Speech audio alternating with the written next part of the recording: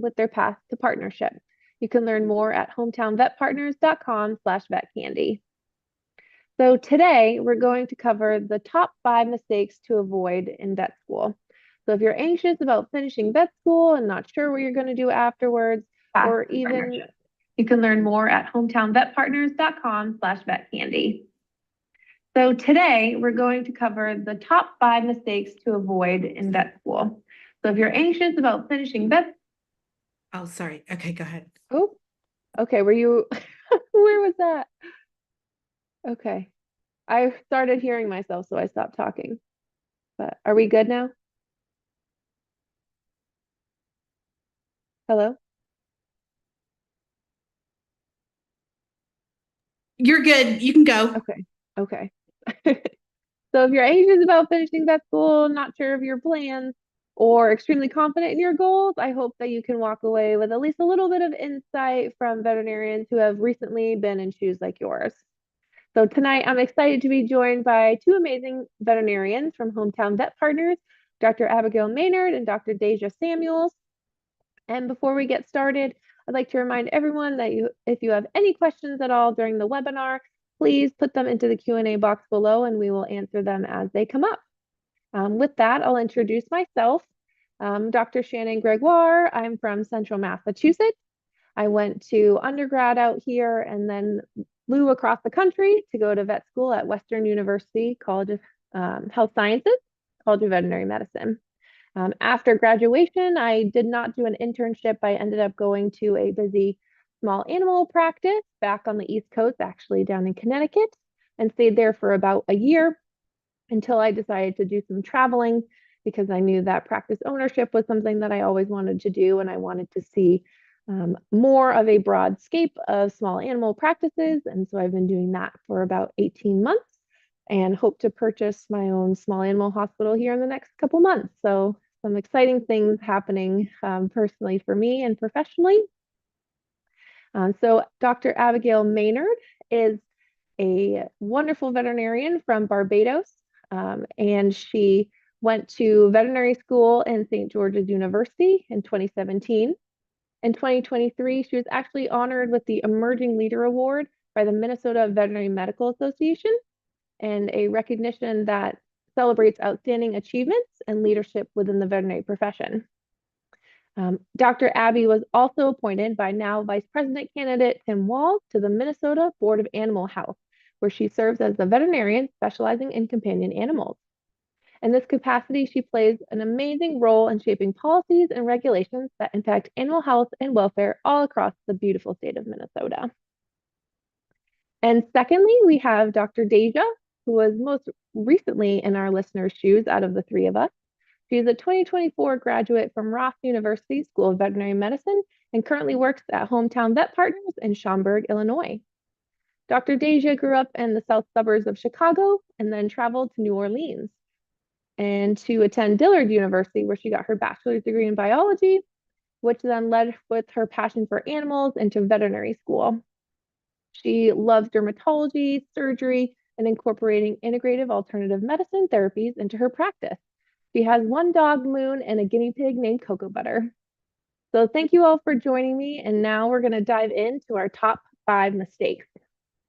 So Dr. Dazjah and Dr. Abby, I'm not sure who wants to take the first one, but our first mistake is not taking the NAVLE seriously.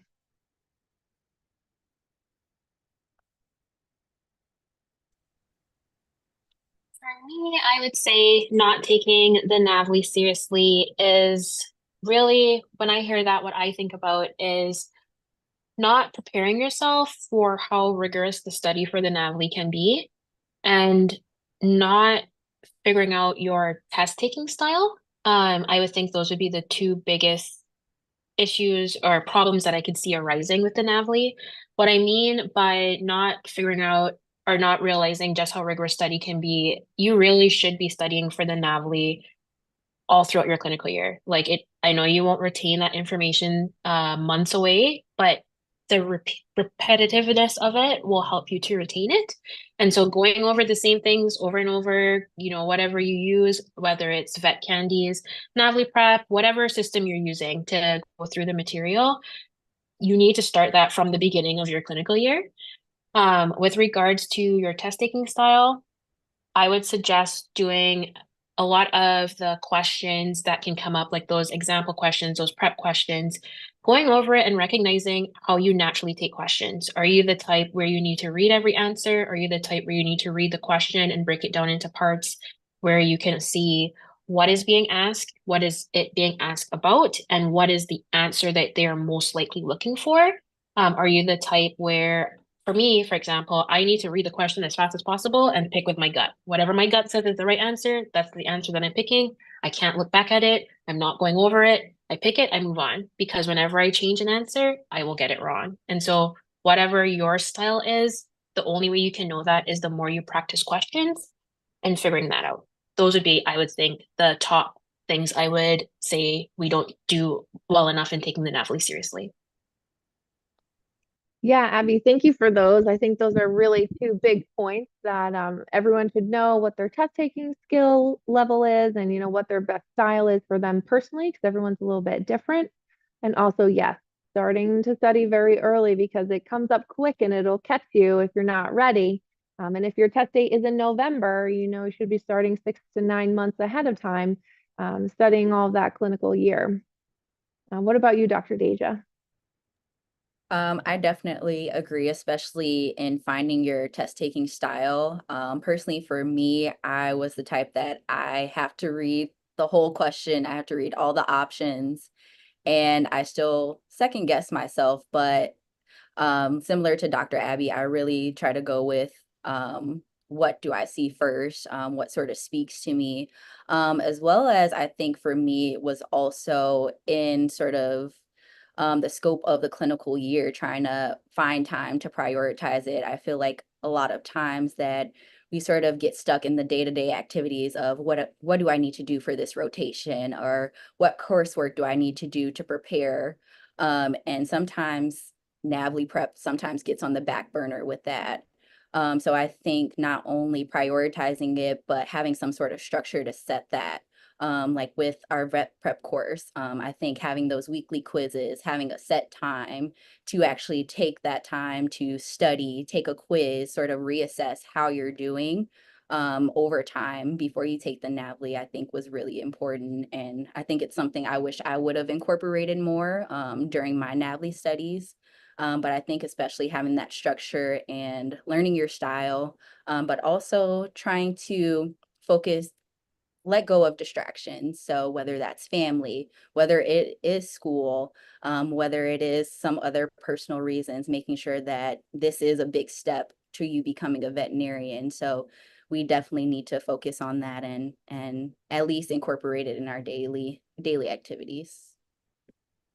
Yeah, absolutely. And it's funny because hearing both of you talk about the best way you guys study, I'm also a little bit different where I read the whole question and I try to picture what answer I think is correct. And then I go look for the answer that I think, most similarly match what I was thinking. Because a lot of times if I read into answers, other ones too much, it can sway me in a direction that may not be the best correct answer. So I tried not to think about the other ones as much there too.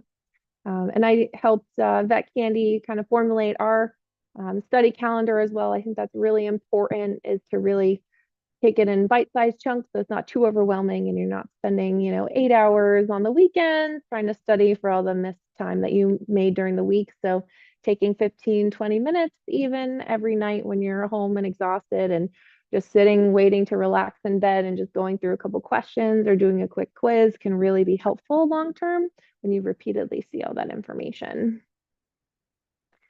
So our next mistake is not setting proper boundaries, whether that's personal, professional, or interclassmate boundaries. Kind of talk about how maybe you had a boundary that you are glad that you set, or one that looking back you wish you had set so that you were more able to finish vet school strong or be more confident about the NAVLE in your first year. I think the biggest boundary for me was sort of setting boundaries for my family. One being that I'm sort of the first vet, sort of the first doctor. It's a big deal for my family. And for me, I got a lot of questions of what should I do with my dog? Or what do you think about this issue? Meanwhile, I'm still in my clinical year trying to figure things out for myself. And definitely all those questions sort of made me second guess myself. Did I know all the information that I was learning, as well as while I'm helping you, how am I helping to study for the NAVLE? Do I have other coursework? And I think that was a big boundary that I had to establish with my family and say, hey, I would love to help. But I do have to take care of these things. I'm not necessarily a doctor yet, but I would love to help you, but I do need to prioritize myself in this moment. And I think that's okay. I think you have to express it from a place that you do care, you do want to help. But to help, you have to help yourself at times. For me, I would say a boundary that I've had to set is honestly a boundary with myself. For me, I love vet med. It's all I've ever wanted to do since I was 5. And I get involved in a lot of different things. And it's not necessarily something that I did in vet school. So if I think back to it, I did get involved in a lot in vet school. But I tend to overextend myself. And so I will join this organization and this club, and I'll do this and I'll do that. And then at the end of the week, I don't even have time for me. And so the boundary that I had to set for myself was pace yourself. Like you don't have to sign up for everything. It's not every extended opportunity that you have to take. Pace yourself and make sure that in all of the giving or all of the things that you're doing, make sure that you're prioritizing you too. That was a boundary that I kind of had to give myself, which isn't necessarily an in-school thing, but it was something I had to learn very early on as a new grad for sure. Yeah, absolutely. Because, there's opportunities everywhere and everyone encourages you to take them. And I think, taking opportunities is definitely a great thing to do, but really choose your opportunities with, um, a lot of thought and a lot of, you know, deciding on whether this opportunity is actually going to help you toward a goal, or are you, just doing it so you can help an organization, which is wonderful, but, is it going to extend your resources to the point where you're exhausted and you can't, keep up with the minimum things that you need to do to make sure that you're successful and you're a good doctor when you get out of school. And I did have family members trying to ask me questions too early as well, to which I, also had to struggle with, I'm not, quite ready to, help you quite yet, but I think, if you give me some more time, maybe a year or so, and I'll be good to go answering all your questions. I think it's something like Danielle mentioned in the comments, a lot of high performing women, a lot of women in medicine or high achieving careers really struggle with, because we try to do everything and we try to be everything for everybody, but we also have to be the number one for ourselves. So thank you both for that reminder. Our number 3 mistake is getting over imposter syndrome. I'm really excited to see what you guys think about, imposter syndrome, either in school, out of school, how you feel about it now, and how that has changed. I smiled when I heard this one because it is something. I feel like every veterinarian is near and dear to their heart. For me, imposter syndrome looked differently in vet school and than it does in clinical practice. For me, in vet school, I was often one of one, meaning I was the only student from the Caribbean or the only person of color in classes. And so the imposter syndrome was, do I belong here? Like, what am I doing here? Does everyone think I'm a joke? Does everyone wonder why I'm here? And so that was my imposter syndrome in vet school. And clinical practice, it's more, sometimes it creeps up and it's like, is that what that pet needs? Do you actually know what you need to treat them with? Are you the best vet for this pet? Maybe they should go somewhere else. And so it's not as loud as it used to be, but sometimes it creeps up. And how I deal with that is, hey, maybe I'm not the best vet, but I'm the vet here now. And what can I do right now? What can I do to help this pet right now? And I think that matters more. I also try to tell myself, because what I hear my imposter voice saying, which I've named it, by the way, my parents were had a name for me that thankfully someone advised them not to name me. I'm not going to say it on air, but that's the name of my imposter voice. And I just basically how I manage it is perfection isn't real. And I think my imposter voice is trying to make me achieve perfection. And it's trying to tell me you're not perfect, so you're not worthy. And that's not true. Any effort that I give, especially if it's my best effort, matters. And that's what I try to tell myself when my imposter voice gets loud. And I'm valid, I'm worthy, I matter. It doesn't matter where I come from, doesn't matter.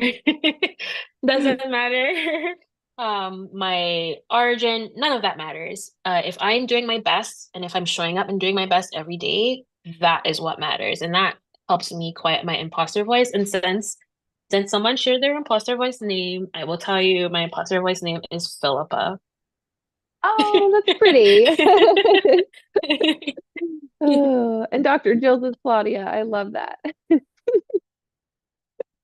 Oh, Uh, I agree. I think definitely there's two sides of imposter syndrome for me. I think throughout vet school for me, it came from a place of being an overachiever. I feel like growing up, I was sort of always at the top of my class, always getting all A's. And once I got to vet school, I struggled. And I was like, okay, is this really what I'm supposed to do with my life? Am I right for this? And over time, I had to commit, sort of change my learning style, and realize that, no matter what I struggled with, if I truly wanted to pursue this, I could, just based upon what I did previously, as far as continuing with school, being great in that. So I think over time, it took me a lot of self-talk. I am a person of affirmation. So every day I try to look in the mirror and say, hey, you can do this. You're totally capable. You wouldn't have made it this far if you weren't. So I think that is a big thing that helped me sort of ease my imposter syndrome. I think it's still something that I deal with. I think a lot of people still in vet med deal with. As far as other ways to deal with imposter syndrome, I think it also comes from a place of comparing yourself, like Dr. Abby said. So realizing you are your own person. Everybody is not the same. So you have your own talents, you have your own abilities that maybe other people aren't able to do. Maybe you're the best at applying catheters, inserting catheters, and other people within your hospital struggle. So I think it's just realizing that you have a place, you are unique, and you have a right to be there. And I think it's also reframing your negative thoughts. Sometimes you can always in the back of your mind at night wonder, did I do this right? Sometimes for me, it's, do I really know what this condition is? Do I know how to treat this? Is this really like a textbook case, or could this be something different than what I've learned over the past couple of years? So reframing yourself and saying, hey, I did the best that I could. I am truly capable. It's always good to look back sometimes and at your textbooks sometimes and refresh yourself. But I think over time it just takes a lot of affirmation, constantly talking to yourself and, reminding yourself that you are unique, you are capable. yeah, I think you guys both brought up some really amazing points. And if I had to name my imposter voice based off of how Abby named hers, mine would be Nicole. My name was almost Nicole, but my cousin was born like a week before me, so that was not my name. That's such a pretty name. Oh, thanks. Yours is too. We have such pretty imposter women in our head. But And for myself. yeah, Dr. Deja will have to find a name now and get back to us on the name for hers.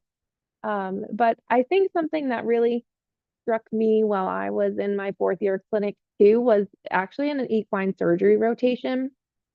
And this surgeon was doing a dehiscence repair. And, they're not very common, but they can be really complicated.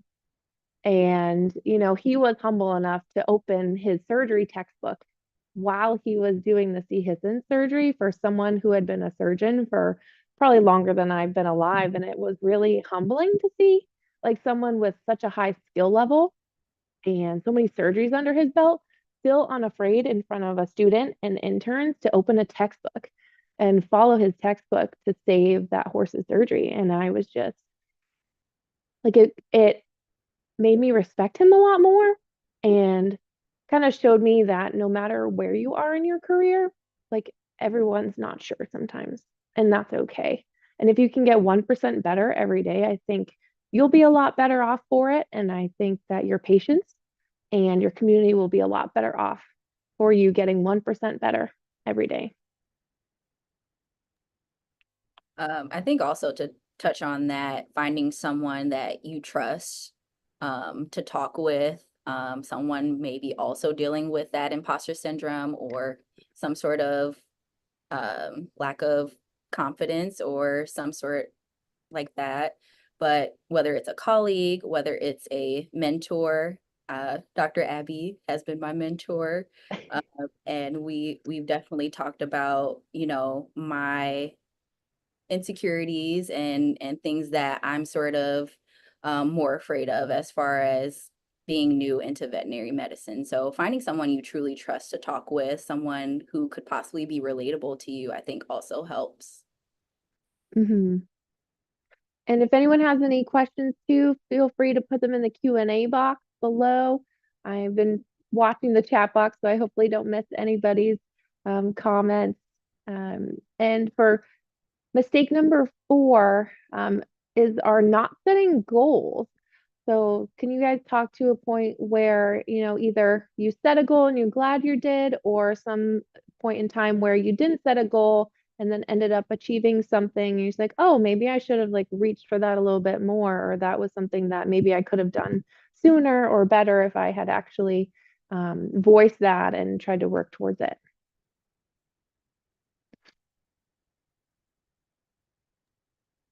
I don't have a not set a goal scenario. I'm kind of okay, for a long time in my life, I never considered myself type A. But as I get older and I look back, I'm like, maybe I'm a lot more type A than I realize. But when I hit 21, I actually made a 40-year plan for my life. I know that sounds insane when I verbalize it.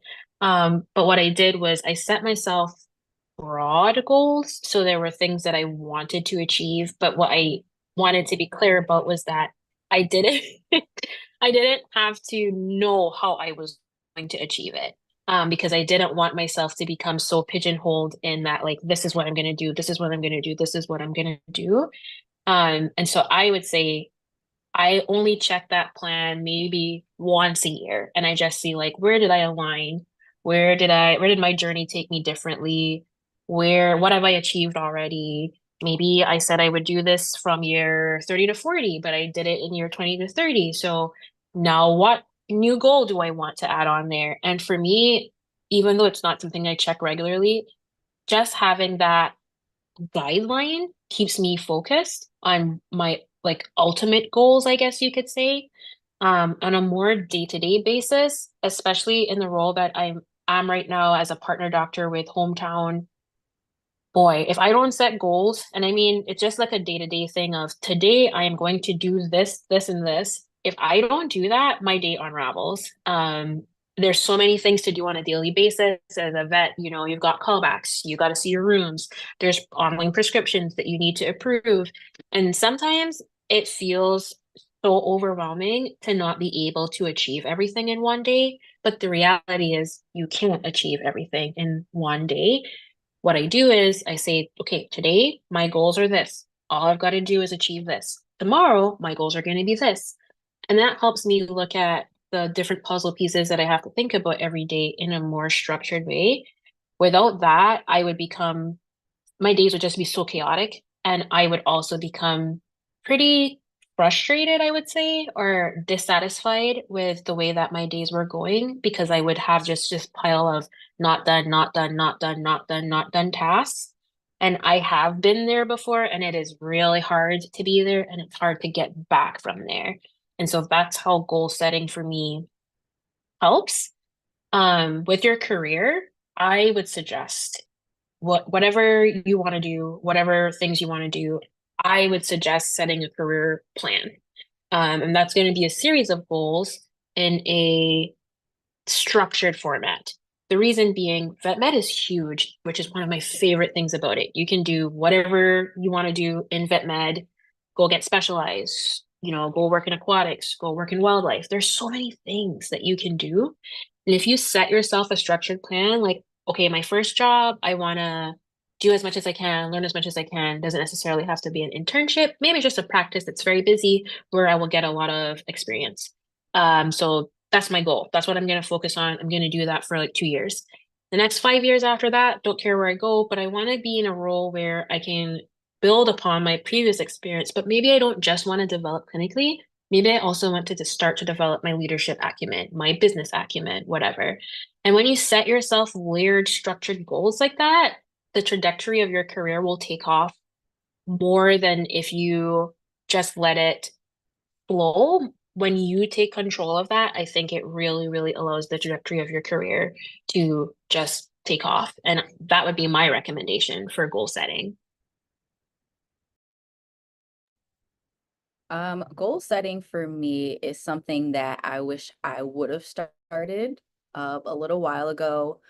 It has always been my goal to be a vet, always been my goal to run a practice, but never knew how exactly I would get there. Definitely, I'm grateful for the opportunity with Hometown, that they have sort of that mentorship with working with a mentor to not only work on, your clinical practice, but as well as your business aspect.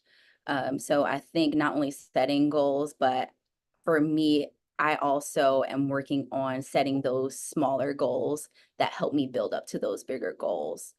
So right now I'm sitting with my mentor and seeing, can we create a plan so that weekly I'm learning, weekly I'm checking in with her to sort of within the next year or so, I am fully confident with running my own practice, becoming a partner doctor. And I think it definitely eases feeling overwhelming every day. So not, feeling overwhelmed with your daily activities, like Dr. Abby said, and you sort of ease your mind at night of, am I doing enough? Am I sort of marking these goals? Am I reaching towards those goals? I think is helpful for me. Yeah, great answers, you guys. Thank you so much for those. Yeah, and I think I didn't realize I did this until maybe college or into vet school, but I kind of reverse plan, or I set a goal, or like I want to get into vet school. I'm like, okay, well, what do I have to do to get into vet school? Well, first I have to get good grades in undergrad. But to get good grades in undergrad, I have to get into a good undergrad. And to get into a good undergrad, I have to do well in high school. What do I have to do well in high school, to kind of get there? And I think setting a far off goal, but then kind of taking the steps backwards, like how do I actually get myself there? Because it's one thing to have aspirations or dreams for something, but you have to have an action plan. And I think kind of working backwards to try to figure out what those stepping stones will be for you is really important. And my path hasn't been what I had expected it to be throughout vet school or since I've graduated. And I don't think I really tried to set myself into exactly like I'm going to do this year's 1 through 3 and this year's 4 through 7. Like, no, I just had like, what I've always wanted to do. And I've kind of, went through day-to-day life, but also like tried to take opportunities or invest in certain aspects that I thought would help in my further aspirations to kind of get me in the rooms with the people I needed to be in the rooms with, or talk about, things I needed to talk about in order to get to where I want to be. So I think, setting small goals for day to day, like Dr. Abby was saying, and then like Dr. Dazjah, with setting bigger goals and trying to really just make sure that you kind of keep track of everything. Being very organized and being type A can be really helpful. We also had a really good question from Ricardo in the chat. He asked, how do you deal with comparison? I guess he's asking, looking comparison with your colleagues, with dealing with the person you look to be in the future and comparing yourself to that person you dream of and being disappointed that you're not. It's a deep question. I really like this question. I would say there's a certain measure of comparison with yourself that I do believe is healthy because it helps you see where am I at today and where do I believe I can get to. And what am I lacking between this person and that person that I need to work on to get to be that person? That there's a healthy level of comparison that exists. If you're like me, where you can get a little bit obsessive about why am I not that person? What is wrong with me? Then that becomes unhealthy. And I struggle with that every day. And what I would say is, I talked about it a little bit earlier when we talked about imposter syndrome. That's Philippa again talking to me and telling me that the me I am today isn't worthy, isn't valid, isn't good enough, doesn't matter what I achieve, da da da da. That's Philippa. And what I have found, yes, she does need to chill out. What I have found is if I respond, I know I sound crazy saying this, but if I respond to Philippa and I say, that's not true. Like you look at what you have achieved. Like look at what you have done. Look at where you have come from. Think of Abigail when Abigail just graduated. Look at Abigail now. Like look at the difference. Like you have done so much in the time that you have had. And so why is it that you're focused more on the Abigail that you could be? Why aren't you grateful to the Abigail you are now, getting you from where you were when you first began? And I try to have that conversation with myself.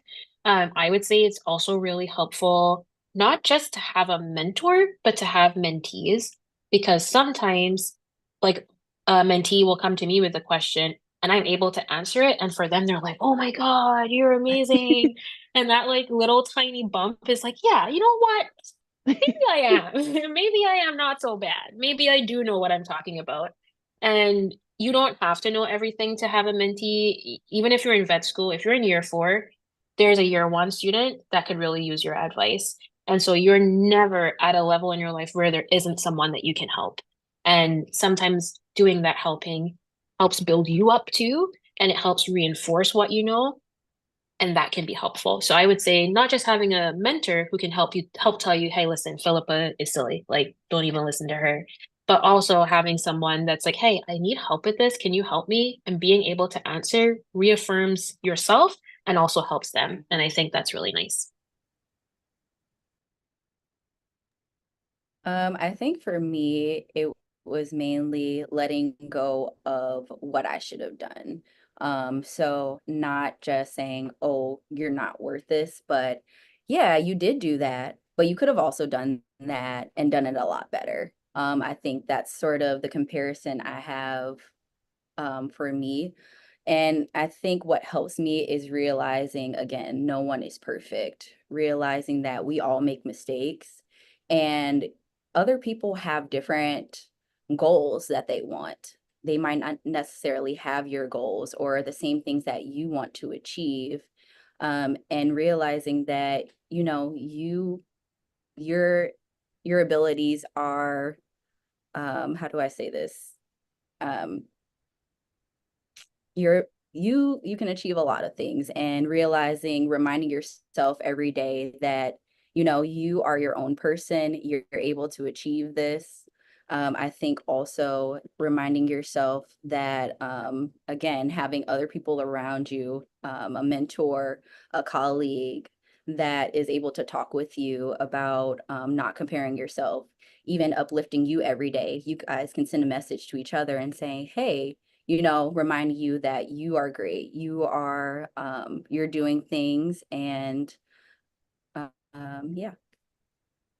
Yeah, thank you both for those really heartfelt answers. I think everybody can really take a lot from those, and it's a really personal question. I think for me, looking comparison with colleagues or peers, whether it be other maybe general practice doctors or our specialist colleagues, there can be some, yeah, Nicole can rear her head a lot, but I think you also have to take into account, how long I've been doing it versus how long they've been doing it. And they probably made a lot more mistakes and trip ups than me because they've been doing it a lot longer and their, experience is a lot more robust. So kind of taking that into account that everyone's in a different part of their journey. But I think just reaching out and talking to different doctors, like they all have, even like the triple boarded specialist that you think knows everything under the sun in every textbook, like still doesn't. And they'll tell you that they don't, but that they work to try to do their best for their patients every day, just like you do. And that to never be disappointed that you're not that person that you want to be yet because you're on your way. I think if you have that vision of who you want to be someday and you try to get that 1% better or try to, take that, step as soon as you can, to get to, what does that person look like? What do they look like professionally? What do they look like personally? What does their life look like in the clinic? What does it look like outside the clinic? And kind of set goals and a plan for you to, achieve that over time. Don't be so hard on yourself that you're not, retired at 35 with 6 beach houses and, a yacht in the ocean. And you're 27 and you're like, why am I not that 35-year-old person? Well, you never know what's going to happen and what your path might be. So I think as long as you're actively trying to meet that dream version of you, that you shouldn't be disappointed and just know that you'll meet them someday. And then you won't even realize it. You'll just be so happy living your life. And you're like, wow, I think I did it. Let's see. Oh, give me 20 more years and gray hairs. Oh my goodness. Oh, thank you guys for the comments. Those are great. Keep them coming. Um, and then I think this really lends into our last mistake really well, of limiting yourself and how limiting yourself either personally or professionally, um, can really trip you up. And so I'd love to hear both of your responses on how, you can mitigate limiting yourself, either professionally or personally. I think it starts with finding your passion in vet med. And it's okay to have multiple passions within vet med, whether you like small animal, but you want to do wildlife on the side or do emergency. I think that was something I was also interested in. But taking the time to not only figure out what you're interested in, but creating some sort of organization to try and pursue those passions, I think is the biggest thing for me, and realizing that vet med is so expansive. So there's no limit, whether you like community outreach while doing your small animal work, that's always possible. And realizing that we are all um, we are all very, very skilled. We're all very type A. We want to be perfectionists. We want to do a lot of things and help. And that's okay to help. Don't limit yourself. I felt like sometimes, especially right after graduation, I had done so much, worked so hard within those 4 years. Sometimes I was like, I just want to take a little break and, not do as much. Or sometimes I felt like I second guessed whether I wanted to be a partner doctor or own a practice, and realizing that this is just a stepping stone, that you want to make sure that you're happy in the long run. And that comes with not limiting yourself, pushing yourself to achieve those goals was the biggest thing for me. For me, this is a topic that I talk about a lot with vet students, in that what Deja said, vet med is so expensive. And what I like to say is vet med has room for everybody and it has room for all of your interests. And so how I like to explain it is, okay, what are you into? What do you like? Not just vet med. What do you like? Do you like art? Cool. Do you like video games? Sure. There's so many things that you can do in vet med that not just focuses on, I want to be a vet, but who do you want to be? Who does Deja want to be? Who does Shannon want to be? Like, who do you want to be and what things make you you? And find a way to weave the things that make you you into being a veterinarian. And I also want to say it might seem a little bit counterintuitive, but you're not just a veterinarian. Being a veterinarian isn't who you are, it's what you do. And so not limiting yourself into I'm just a vet, that's what I focus on, that's what I do, that's what I do every day. That's, I eat, breathe, sleep, vet med. Combine your interests, your passions into veterinary medicine and watch your career become this beautiful tapestry that was made for you by you. That's my like big overarching recommendation for how you shouldn't limit yourself and also not limit your career. I find when I talk to vet students, I say, what do you want to be? And they say, oh, I want to be a small animal vet, or oh, I want to be a specialist, or oh, I want to do this. Then I start asking them a couple other questions, and I hear, I do really like aquatic animals. I do really like exotics. And I said, okay, so when I ask you, what do you want to be? You said a very linear answer. You said, I want to be this. And then I talked to you a little bit more and you shared with me, I love this, I love that, I love this. So I want to ask you, why is it that you think you can only do this and you can't somehow weave those other things into the like role that you're taking in your career? And that starts them thinking and realizing that actually I could probably do that. And just giving an example, there was a job that I once did. I shared that I was really interested in video games and that I was really great at talking in the chat board. I was really good at talking trash in the chat board. I could manage the chat board. And that led to me getting this chat job because it was something where I talked with uh, clients virtually in chat. But because I was so used to doing that, and I mentioned that in the interview, that was something that they felt would help me do well in this role. And so that's just a small example of I didn't just talk about the skill set I had as a vet. I talked about my other interests, and that helped me in the position that I was going for.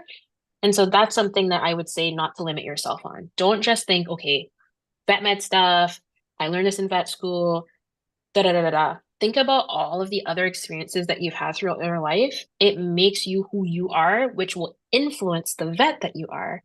And so bring all of that into your career and make your career good for you, make it who you are, and then you'll see just how amazing of a vet you'll be because your career will match you. You aren't trying to match some vision. That's what I would say is not to limit yourself. Yeah, I think those are both phenomenal responses by both of you. I think it's really important not to put yourself in a box or in someone's definition of what a veterinarian should or could be, or what anyone thinks you should be in your career. I think I also have my persona as Dr. Gregoire, and she only exists within clinic hours on clinic premise, and then for the most part, she kind of stays there.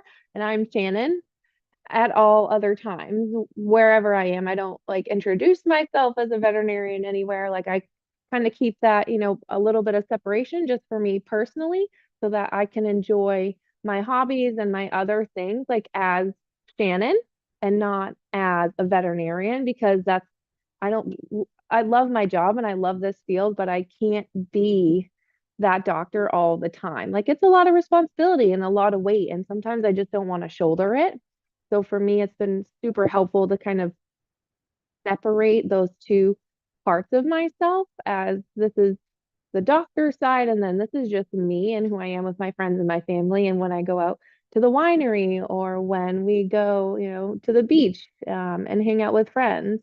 So I think sometimes that's been a struggle that I've seen other colleagues deal with, and I tried to early on try to set back to the boundary setting and the self-limiting to not box myself in. Ricardo says, did you ever feel or currently feel that you sometimes reduce the goals you say when people ask because you feel that people don't believe you can achieve them, or the people asking don't have those aspirations? For example, when people ask me what I want to be, I just give them a basic answer because I don't think I need to share my goals, aspirations all the time because they will say, oh, good luck with all that. I would say I don't, because of two reasons. One is it keeps me accountable. So I do share all of my crazy, wacky, like lofty goals. It keeps me accountable because then my brain says, you told them you were gonna do that. And if you don't do that, they'll be like, yep, I knew she wasn't gonna do it. And They're so it keeps watching. me, yeah, and it keeps me accountable because it's like, okay, I said it out loud. What does it take for me to get this? I gotta make this happen. And it's also for me what Dazjah said, an affirmation. If I say this out loud, it means that I'm gonna achieve it. It means it's gonna happen. So I say it out loud as much as I'm asked, because yep, I want to do ABC because I believe I can do ABC. Whether you think I can, whether I think I can, I'm gonna go do ABC. And so I don't diminish my goals. I guess a third reason why I don't when I'm saying it out loud is I like to think of myself as I'm a nobody from nowhere. I grew up on an island that's 300,000 people tops. It doesn't even show up on every world map there is. Sometimes it's completely missing. And I want to that if there is anybody else that also feels like they're nobody from nowhere, if I say this is a goal that I have and I achieve it, I want that if there was somebody else that felt like they're nobody from nowhere and they see me, a fellow nobody from nowhere, achieve it, they can say, I can do this too. That, what for me is the biggest goal I have in my career, is that somebody looks at something that I've done and says to themselves, hey, if Abi could do this, I can do it too. And so I don't diminish my goals when I'm talking to people for those reasons. I agree with Danielle in the chat board saying that if people react that way, they're projecting their own insecurities, as well as maybe it comes from a place of, I wish I had that. For me, I think it was more so myself, not expressing my goals being more specific with what they are, just because I wasn't sure or I was worried if I would achieve them myself, and not necessarily worried that other people wouldn't believe that I would achieve those goals. And over time, I think talking with it more, I think helped me be more confident in those long-term goals, expressing what I was truly interested in. I think as far as finding myself, finding my passions. I think for a while I was truly interested in integrative alternative medicine, but while I was attending school, even in clinics, it's something not discussed a lot. So sometimes I wondered, okay, am I on the right track? Is this good medicine? Is this something I should be talking about? And I think over time, talking with people who are not only interested, but talking with other people, regular, normal people outside of the profession that were willing to listen as far as my goals, and discussing those, I think sort of encouraged me more to achieve them. And I think that sometimes if people have those doubts about you, or sort of have those negative comments, or not necessarily negative, but sort of not positive or encouraging, I feel you should take it as, okay, I want to prove you wrong, or I want to show you that I'm going to achieve this. Yeah, absolutely. I think affirmations and manifestations are so powerful. The things that you say to yourself and the voice that you listen to, not Nicole. We do not listen to Nicole or Philippa. And we keep working on those things all the time and really, imagining and putting our efforts toward what we want to be and not what other people don't think we can be is really important for, your own development and your own future. And if they say good luck with all that, say thank you, sir. I really appreciate that. And go to another room because you're in the wrong room talking to the wrong people. Like find a room where people are supportive of you, who are excited to hear what you want to do and really support you. Say, oh yeah, well, I know so and so does this and this. Like I'll connect you. Like that is the person that you want to go look for and search out to help you with your goals. You don't want to waste your time on those negative Nancy's over there, like probably wishing that they had done something better for themselves, and that's fine, but that's what they have to deal with, not you. So if you have these really lofty goals and aspirations, just find a better room with better people and better answers because they are there and they will help you. We have such a small community in veterinary medicine that you're only 2 or 3 degrees of separation away from someone who can help you or give you an answer or a connection to someone to maybe bring you closer to reaching a goal. So thank you guys both for, joining us here today. Do you have any like last burning remarks or anything you'd like to have for closing statements?